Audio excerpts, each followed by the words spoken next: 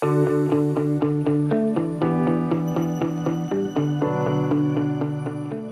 to the Better Business Podcast. My name is Alexei, and today I wanted to talk about proof of concept in a business. Now, for those of you who don't know, proof of concept is basically having a product or a service. And today I wanted to really talk about a service in a format where you can really scale the whole thing. That means that the service works.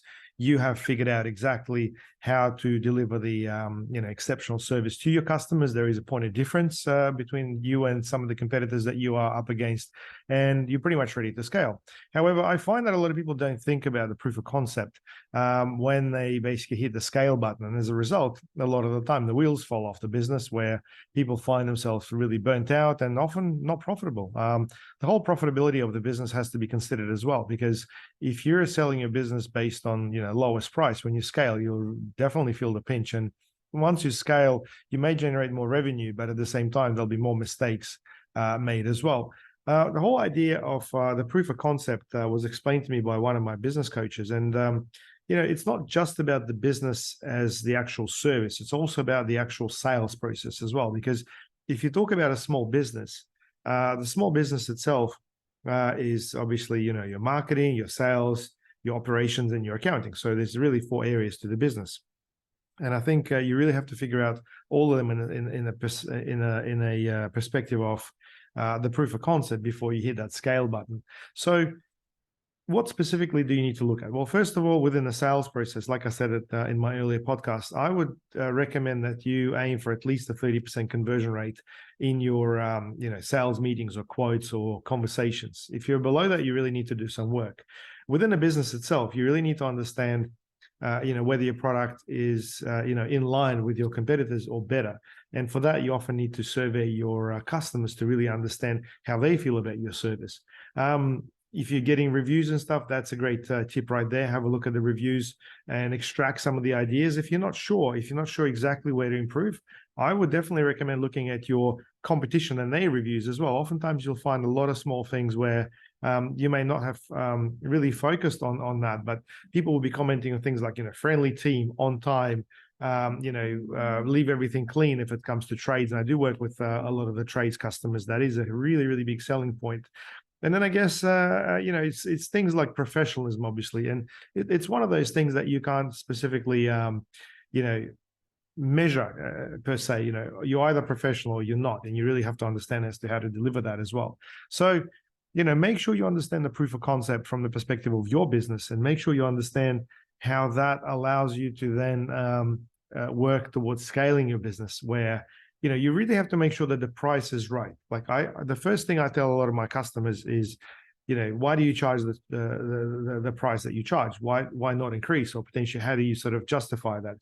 And a lot of the time people come back to me and say, well, I charge something that's fair, or I charge something that my competitors are charging me. But really, price is a reflection of your beliefs. So you have to understand, the proof of concept and the price are well connected. And you have to make sure that you allow yourself for a little bit of a buffer if you're going to scale.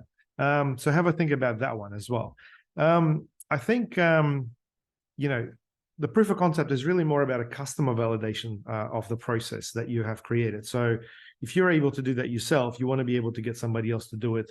Obviously, they're not going to be as good as you, but you have to obviously let go and make sure that someone can repeat the process and at least deliver a very similar outcome. Otherwise, you're really bottlenecking the entire business on yourself, which actually is not a true business. You end up as self-employed. So the proof of concept is one thing that allowed me to scale my business, because as a perfectionist, and a lot of people are perfectionists when it comes to business, you just keep fine-tuning small things, and it's never quite perfect, guys. Let's be honest. So don't get hung up on the perfections, because it's all really in your head. You'll be the one telling whether your business is perfect or it's not. But it's just about making it good enough so that you solve the problem. Then you're able to sort of rinse and repeat that as a process, and train other people to do that as well, so they can help you scale it as well. I think one of the biggest failures that I found in terms of the proof of concept was that I was trying to do everything in my business. As a digital marketing agency, I was trying to do the marketing, the websites and everything. It sounds crazy now, but really the idea was to create something where people could come in and they'd be better than myself in those areas, where I could actually orchestrate the process that I have developed And that's really the key, letting go of the actual development, letting go of the actual marketing, but then controlling the strategy. And there's always the 80-20 to the actual process. You'll find that 80% of the process is quite monotonous. And oftentimes the execution of that can actually be quite daunting, especially for someone who's a fast thinker like myself. The 20%, however, the strategy, the secret sauce, if you like, is really where you need to focus. And I think when it comes specifically to that proof of concept idea, that's what you need to focus on as well. So I guess, in my previous podcast, I've interviewed different people from different, ways of life and different business models. And overall, I do find that the proof of concept when it comes to online stores is super important because I find way too many people buying a lot of stock beforehand or potentially investing too much money before hitting, before actually starting. And as a result, they often find that, hey, I've ordered too much and it didn't quite work. And now I've got all the stock and what do I do with it? You would have heard some of our guests talking about, creating demand beforehand. I think that's really the surefire model. And the interesting thing is, it's almost like you test the process. It's almost like you test the proof of concept before you actually hit the go button. I think that's really a good way to sort of look at the whole idea. So if you can do something like that in your business, that would be great. As to how you would orchestrate something like that, well, I think a lot of businesses are very eager to jump into the business, and it's quite understandable. You're doing a lot of thinking before you start a business. But I've recently had a conversation with one of my friends who's decided to start a cleaning company. And he said, well, how do I do this? And what do you think about that? He was really too focused on the operations as to where to get the people and how to work with these people. And I said to him, well, what are you actually selling? Like, what's the actual business? And he says, well, I'm going to obviously get a commission of these guys working. And yeah, I want them to do things in such a way, and I have to train them up and I have to potentially drive them, to the actual business premises to make sure they can carry out the work, in a professional way. So, and we started talking about this, and I found that through that conversation, really what he was doing was sales, and he was basically booking appointments, and then he was doing quality control. And once we sort of narrowed down to that, it was pretty clear that he could get away by potentially contracting people who have existing businesses.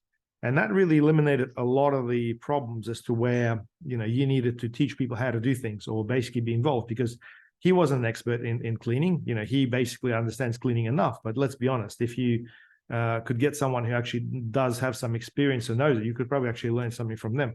In fact, you could actually sell much better. And his background is sales. So now he's in the process of working with that business. And it seems to be going quite well. So hopefully you understand the example. So my advice to you guys is don't get hung up in the whole, in the whole perfections of the business, but do figure out that proof of concept and mainly focus on the sales side of things.